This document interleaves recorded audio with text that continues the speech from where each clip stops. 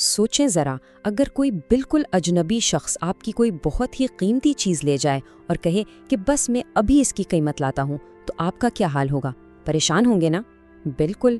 اچھا، کیا آپ کو معلوم ہے کہ وہ کون سا پراسرار اجنبی تھا جس نے ایک نہایت شاندار خوبصورت سرخ اونٹ کے بدلے ڈھیروں کھجوریں دینے کا وعدہ کیا اور پھر اونٹ کی مہار پکڑ کر یوں چلا گیا جیسے کچھ ہوا ہی نہ ہو؟ کیا ان غریب مسافروں کو کبھی ان کے اونٹ کی قیمت ملی؟ آج کا ہمارا سبق ایک ایسے ہی دلچسپ اور تجسس سے بھرپور واقعے پر مبنی ہے جو یقیناً آپ کو حیران کر دے گا۔ السلام علیکم پیارے بچوں، کیسے ہیں آپ سب؟ Excellence online learning school میں آپ سب کو خوش آمدید۔ بچوں، سبق شروع کرنے سے پہلے جلدی سے اپنی اردو کی کتابیں کھول لیں اور پیج نمبر 16 نکال لیں۔ شاباش، جلدی سے۔ اب سب کا دھیان کتاب پر ہونا چاہیے، بہت غور سے دیکھیں اور سنیں۔ تو بچوں، آج ہم کیا کیا سیکھنے والے ہیں؟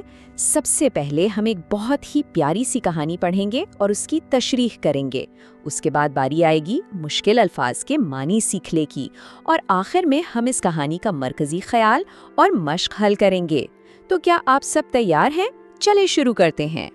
حصہ اول، کہانی کا وقت۔ ہمارے آج کے واقعے کا نام ہے مسافر اور سرخ اونٹ۔ ہمارا آج کا سبق، جس کا عنوان ہے بے مثل ہے ذات رسول کریم خاتم النبیین صلی اللہ علیہ وآلہ واصحابہ وسلم کی، اس کا آغاز اسی سبق آموز کہانی سے ہوتا ہے۔ ذرا آنکھیں بند کر کے تصور کیجئے، پرانے وقتوں کا شہر مدینہ منورہ، کتنا پرسکون ماحول اور ہر طرف لہلہاتے کھجوروں کے باغات۔ مدینہ کی کھجوریں تو اتنی لذیذ اور مشہور تھیں کہ دور دور سے مسافر انہیں خریدنے آتے تھے۔ اب سب بچے اپنی کتابوں پر غور کیجئے، میں پہلی عبارت پڑھنے جا رہی ہوں۔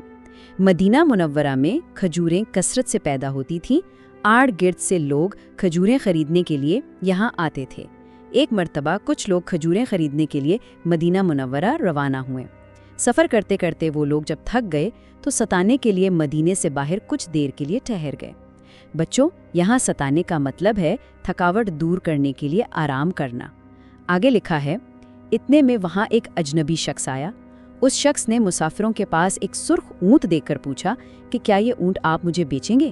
مسافروں نے کہا کہ اگر وہ انہیں اتنی مقدار میں کھجوریں دے تو وہ بدلے میں اسے اونٹ دے دیں گے۔ سودا طے ہونے کے بعد اس شخص نے اونٹ کی مہار پکڑی اور شہر کے اندر چلا گیا۔ اب ذرا سوچیں بچوں، کتنا عجیب واقعہ ہے۔ مسافر بیچارے تھکے ہارے مدینے کے باہر آرام کر رہے ہیں، ایک بالکل ناواقف اور اجنبی شخص آتا ہے، ان کا قیمتی سرخ اونٹ خریدنے کی بات کرتا ہے اور کھجوروں کے بدلے ان کا لین دین طے ہو جاتا ہے۔ لیکن حیرت کی بات یہ ہے کہ وہ شخص اونٹ کی مہار یعنی اس کی لگام پکڑتا ہے اور مسافروں کو کھجوریں دیے بغیر ہی، جی ہاں بغیر قیمت ادا کیے، شہر کے اندر چلا جاتا ہے۔ مسافر یقیناً اس وقت سخت پریشانی اور تجسس کا شکار ہوئے ہوں گے کہ ارے یہ کیا ہو گیا، اب کیا ہوگا؟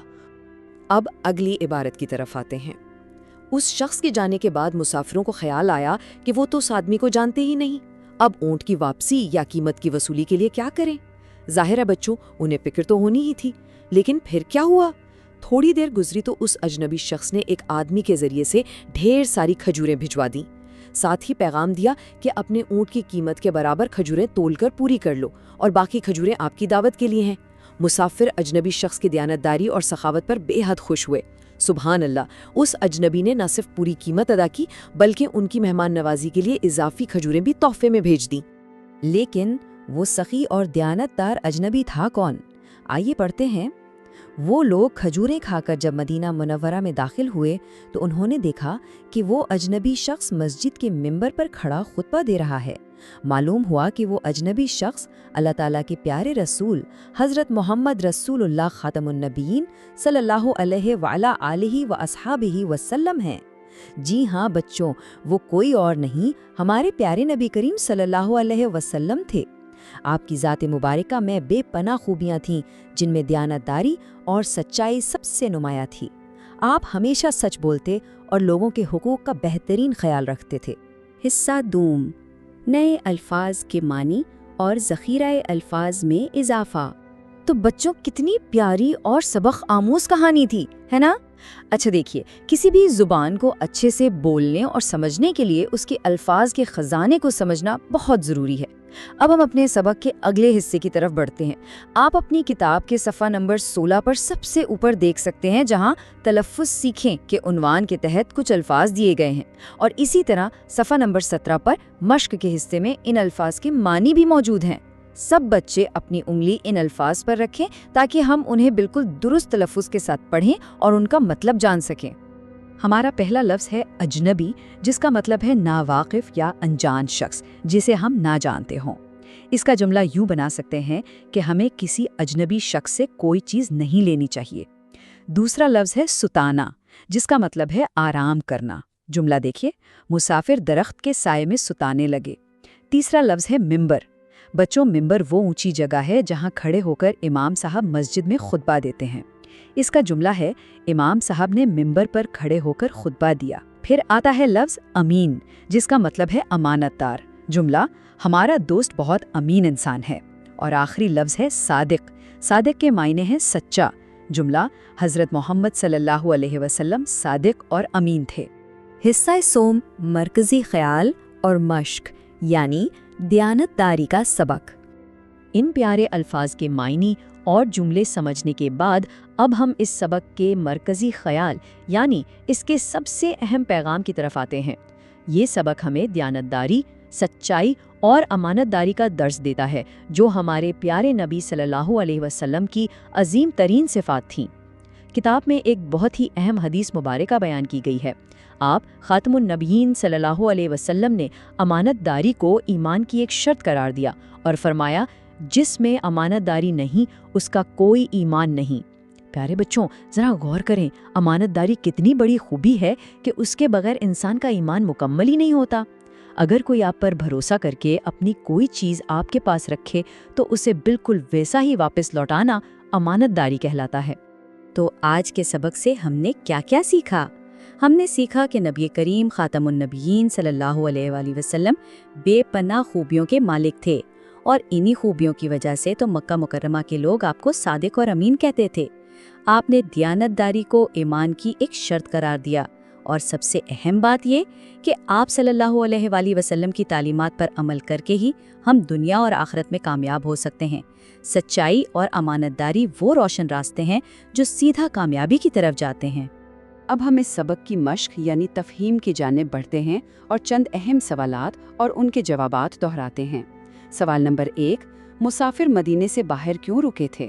اس کا جواب ہے، مسافر سفر کر کے تھک گئے تھے، اس لیے وہ ستانے کے لیے رکے۔ سوال نمبر 2، اجنبی نے اونٹ کے بدلے کیا دینے کا وعدہ کیا؟ جواب، اجنبی نے سرخ اونٹ کے بدلے ڈھیروں کھجوریں دینے کا وعدہ کیا۔ سوال نمبر 3، مکہ کے لوگ نبی کریم صلی اللہ علیہ وسلم کو کیا کہہ کر پکارتے تھے؟ جواب، مکہ کے لوگ آپ کو صادق اور امین کہہ کر پکارتے تھے۔ سوال نمبر 4، ایمان کی شرط کیا بتائی گئی ہے؟ تو اس کا جواب ہے، امانت داری کو ایمان کی شرط بتایا گیا ہے۔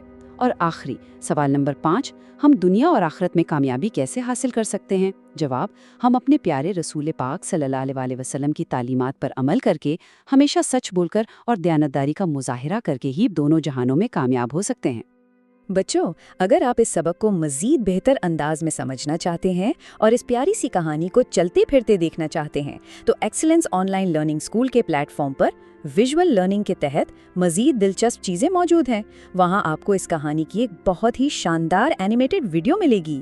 اس کے علاوہ سبق کی مکمل مشق اور حل اور درست تلفظ کے ساتھ پڑھائی کی مزید ویڈیوز بھی مل جائیں گی، تو ان ویڈیوز کو دیکھنا مت بھولیے گا۔